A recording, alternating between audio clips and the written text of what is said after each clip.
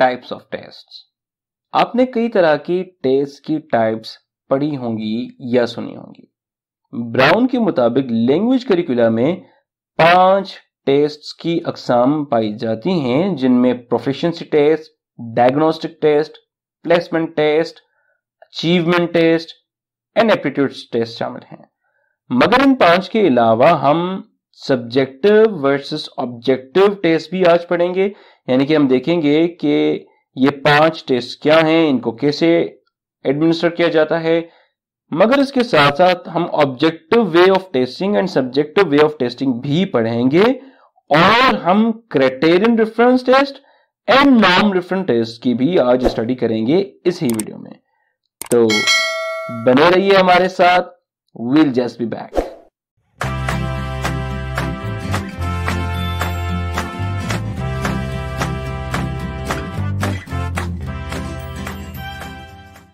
सबसे पहले हमारे पास है proficiency test. Proficiency test aim at topping global competence in a language.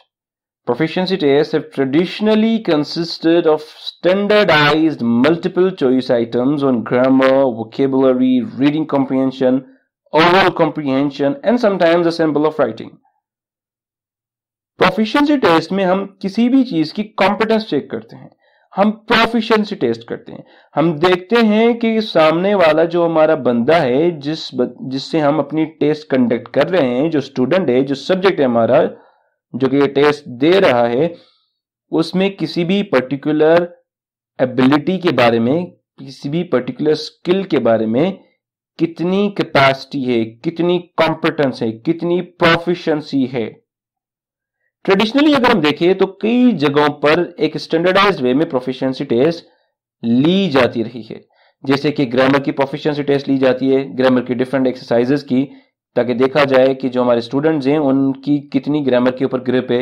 Vocabulary की प्रोफिशिएंसी टेस्ट ली जाती है, रीडिंग कॉम्प्रिहेंशन की ली जाती है, ओरल कॉम्प्रिहेंशन की ली जाती है और राइटिंग की भी ली जाती है कि आपको डिफरेंट चीजें लिखने को दी जाती हैं, be it essay, be it paragraph, be it letter, be it application, it can be anything, it can be a story, it can be anything in written form, और फिर उससे आपकी प्रोफिशिएंसी टेस्ट की जाती है।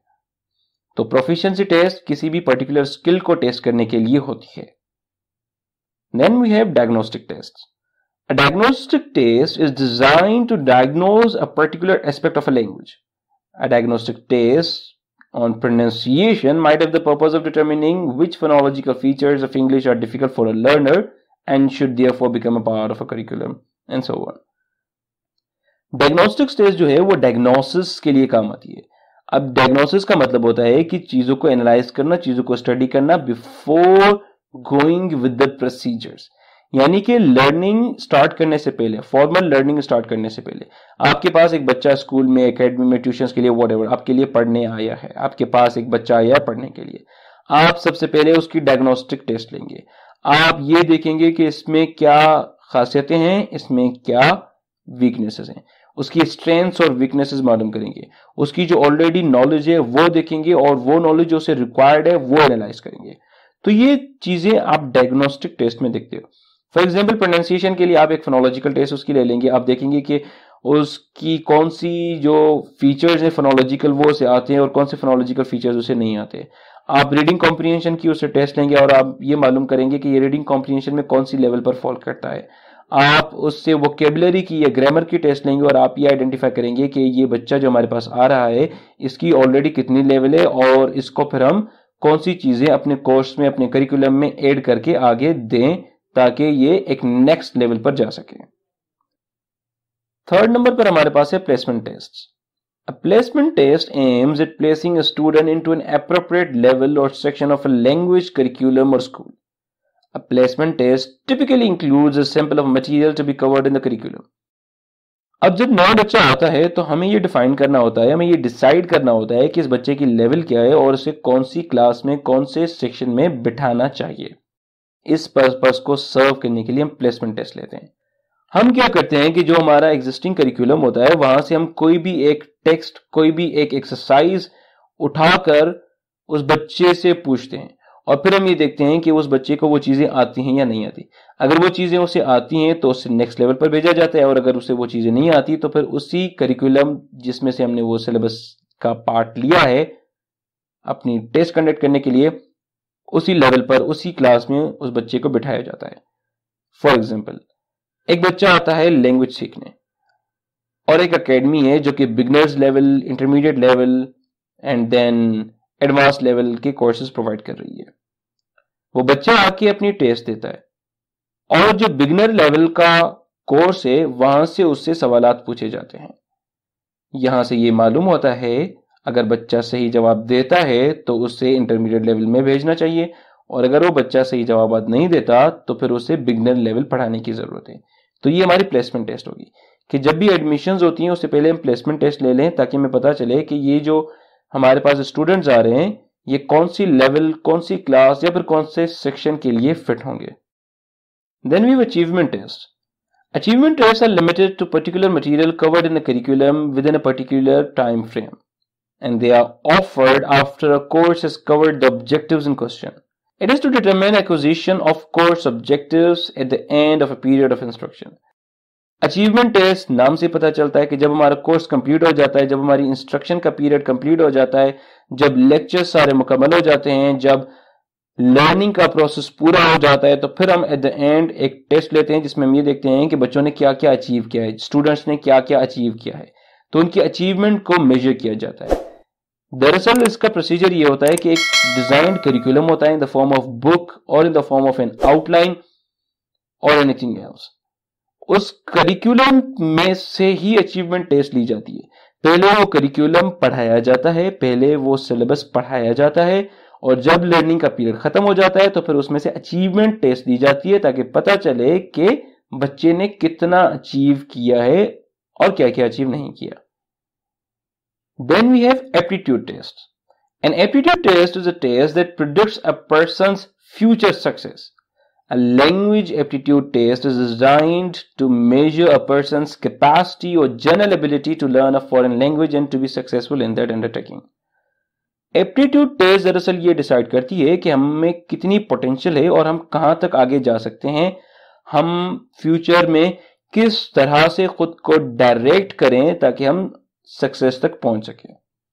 ये प्रेडिक्शंस करने में बहुत ज्यादा हेल्पफुल होती है एप्टीट्यूड टेस्ट। अब जैसे कि हमारे पास एक लैंग्वेज स्टूडेंट आता है, उसे लैंग्वेज पढ़नी है, हम उसकी एप्टीट्यूड टेस्ट लेके ये पता कर सकते हैं कि आया कि ये फॉरेन लैंग्वेज सीख सकता है या नहीं सीख सकता, और अगर सीख सकता है तो वो किस हद तक उसमें सक्सेस दिखा सकता है। तो प्रेडिक्शंस करने के लिए, पोटेंशियल मालूम करने के लिए, underlying skills of the students मालूम करने के लिए एप्टीट्यूड्स बहुत ज्यादा काम की होती है। अब इसके बाद हमें ये समझना है कि एक सब्जेक्टिव टेस्ट और एक ऑब्जेक्टिव टेस्ट में फर्क क्या है।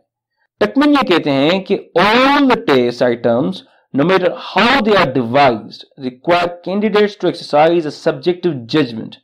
The testees must think what to say and then express his ideas as well as possible. यहां तक टकमैन जो है वो सब्जेक्टिव टेस्टिंग की बात कर रहे हैं, and then he goes on, whereas in objective testing a testee will score the same mark no matter which examiner marks his test. अब देखें, समझने की बात यह है कि सब्जेक्टिव टेस्ट है ओपन एंडेड, ऑब्जेक्टिव टेस्ट है क्लोज एंडेड। ओपन एंडेड और क्लोज एंडेड से हमारी मुराद ये है कि सब्जेक्टिव टेस्ट में कैंडिडेट के पास बहुत ज्यादा एरिया है, बहुत ज्यादा गैप है, बहुत ज्यादा फ्रीडम है टू आंसर। उससे डिस्क्रिप्टिव क्वेश्चन मांगा गया है, उससे ओपिनियन मांगा गया है, उससे कोई बात पूछी गई है, उस बात को वो किस तरह से डिफाइन करता है, किस तरह से आंसर करता है, वो अपना ओपिनियन किस तरह से शेप करता है या उसका ओपिनियन क्या है, ये स्टूडेंट की मर्जी है वो जिस तरह से भी इसको अटेम्प्ट करे, और उसी तरह से एग्जामिनर की भी मर्जी है कि वो उसे किस तरह से रेट करे। टकमैन कहता है कि दोनों में डिफरेंस ये है कि सब्जेक्टिव टेस्टिंग जो है, अगर आप किसी बच्चे से लेते हैं, आपने एक बच्चे से सब्जेक्टिव टेस्ट ली और वो टेस्ट आपने दो अलग अलग एग्जामिनर से चेक करवाई, तो इट इज पॉसिबल कि अगर 5 में से एक बच्चे को एक एग्जामिनर 3 नंबर दे रहा है तो दूसरा एग्जामिनर उसे 2 नंबर दे, और तीसरे एग्जामिनर के पास वही सेम चीज जाए तो क्या पता वो उसे 4 नंबर दे दे, या फिर क्या पता वो उसे 0 नंबर दे दे।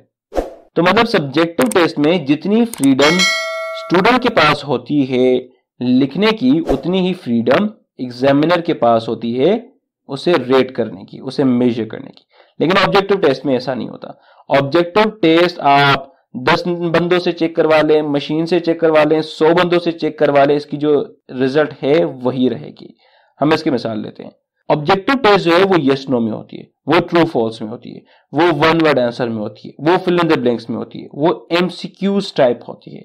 अब एक एमसीक्यूज आपको दिया गया है, मल्टीपल चॉइस क्वेश्चन, उसका जो करेक्ट आंसर है वो है, इसको कोई चेंज नहीं कर सकता, इसमें कोई आपकी कोई मार्क्स काट नहीं सकता। लेकिन सब्जेक्टिव टेस्टिंग में इस तरह से नहीं है। सब्जेक्टिव टेस्टिंग में लेट से आपसे पूछा गया है कि what is knowledge and what do you think is the importance of knowledge. Knowledge क्या है और आपकी नजर में नॉलेज की इंपॉर्टेंस क्या है। अब आप जो नॉलेज की डेफिनेशन लिखेंगे और आपकी नजर में जो नॉलेज की इंपॉर्टेंस है, क्या पता एग्जामिनर की नजर में भी वही चीज सही हो, या फिर क्या पता एग्जामिनर का ओपिनियन आपके ओपिनियन से थोड़ा मुख्तलिफ हो। तो आपके पास फ्रीडम टू राइटिंग है, उसके पास फ्रीडम टू असेस है, फ्रीडम टू मेजर है, फ्रीडम टू स्कोर है। सही है जी। तो ये डिफरेंस है सब्जेक्टिव टेस्टिंग और ऑब्जेक्टिव टेस्टिंग का। अब हम आते हैं criterion reference test versus norm reference test. A criterion reference achievement test is a test designed to measure the degree of proficiency attained on a given set of objectives. One of its example is a teacher-made test. This helps the teacher to monitor students' progress, diagnose strengths and weaknesses, and prescribe instructions. Whereas a norm reference achievement test is a test designed to provide a systematic sample of individual performance, administered according to prescribed directions, scored in conformance with definite rules, and interpreted in reference to certain normative information. One example is a standardized test. आप ये समझ लें कि norm reference test वो होती है जो कि कोई भी टीचर अपने हाथ की बना के स्टूडेंट से लेता है ताकि वो स्टूडेंट की प्रोग्रेस को, उसकी लर्निंग को असेस कर सके और अपनी इंस्ट्रक्शन को प्रिस्क्राइब कर सके। जबकि नॉर्म रेफरेंस टेस्ट जो है वो स्टैंडर्ड होती है, वो सेट ऑफ रूल्स को फॉलो करती है। नॉर्म रेफरेंस टेस्ट की मेकिंग भी according to the set of rules होती है और उसकी असेसमेंट भी according to the set of rules होती है, उसकी इंटरप्रिटेशन भी according to set of rules and norms होती है। यानी कि नॉर्म रेफरेंस टेस्ट में क्या होता है कि एक नॉर्म सेट होता है, एक रूल सेट होता है, उसी रूल के मुताबिक कंप्लीट टेस्ट कंडक्ट की जाती है। जबकि क्राइटेरियन रेफरेंस टेस्ट में ऐसा नहीं होता। क्राइटेरियन रेफरेंस टेस्ट में जो टीचर है वो टेस्ट बनाता है और वो अपने मुताबिक बनाता है, अपने बच्चों के, अपने स्टूडेंट्स के मुताबिक बनाता है उनकी लर्निंग को असेस करने के लिए।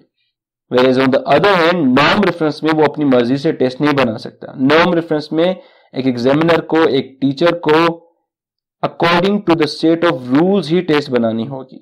सो these are the types of test. I hope कि आपको ये सारी टेस्ट की टाइप समझ में आ गई होंगी। अगर कोई क्वेश्चन है तो कमेंट सेक्शन में जरूर पूछें, अपना फीडबैक लाजमी दिया करें। वीडियो अच्छी लगी तो थंब पर क्लिक करें और दोस्तों के साथ शेयर करें, चैनल को सब्सक्राइब कर दें और हाँ, घंटी तो बजानी ही है। Thanks for watching.